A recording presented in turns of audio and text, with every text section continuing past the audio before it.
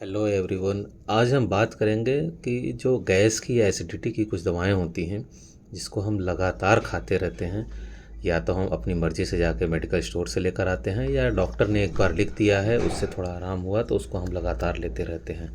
मगर ऐसा नहीं करना है, ये बहुत सीरियस कंडीशन क्रिएट कर सकती है। अगर आप इन दवाओं को लगातार, कोई सिरप है गैस की या आप इस तरह की कोई दवाएं खा रहे हैं जो जैसे पेंटोप्राजोल, ओमेप्राजोल, रेविप्राजोल या कोई भी और दूसरी दवाएं हैं, या जैसे रेंटेक हो गया या सेमेथिकॉन का हो गया, कोई भी जो भी कंपोजिशन है, अगर आप इसे लंबे समय तक ले रहे हैं तो ये आपको नुकसान दे सकती है।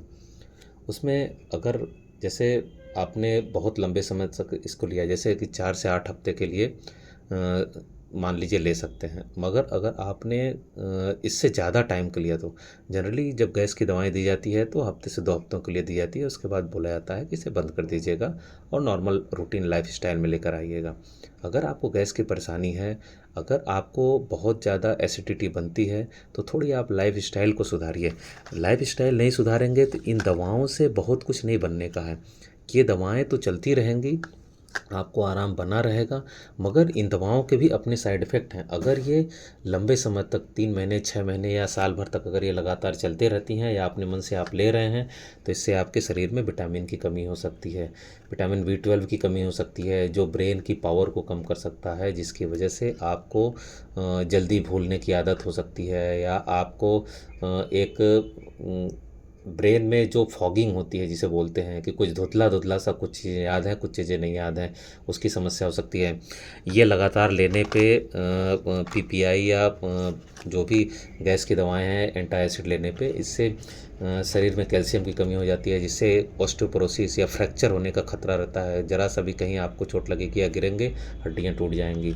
लंबे समय तक लेने से ये एक्चुअली एसिड जो हमारे शरीर में बनती है वो अंदर बैक्टीरिया इन सबों को मारने के काम भी करती है।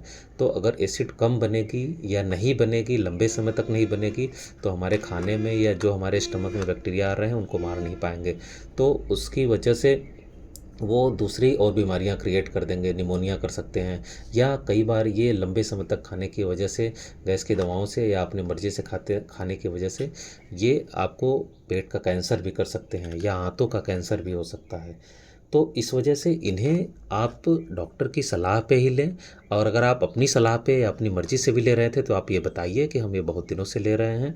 दूसरी चीज़, डॉक्टर ने अगर आपको दी है हफ्ते या 2 हफ्ते की, तो आप उसको खाइए, उसके बाद बंद कर दीजिए। अगर उसको आगे कंटिन्यू करनी है तो एक बार डॉक्टर से मिल ज़रूर लें, अपने मन से इन दवाओं को कंटिन्यू ना करें। दूसरी चीज़, अगर आपको लगती है कि नहीं गैस की परेशानी रहती है, इसके बिना हमारा काम नहीं चलना है, तो थोड़ी लाइफ स्टाइल सुधारिए।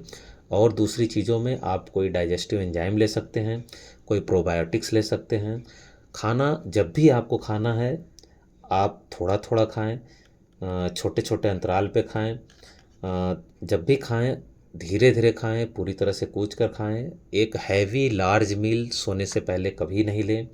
और खाने के बाद कोशिश करें कि 10 से 15 मिनट का वॉक करें, तुरंत जाके बैठ या लेट ना जाएं। तो ये आपकी गैस की परेशानियों को कम कर सकती हैं। आपके खाने में जो तेल मसाले की चीज़ें हैं उनको कम से कम कर दें।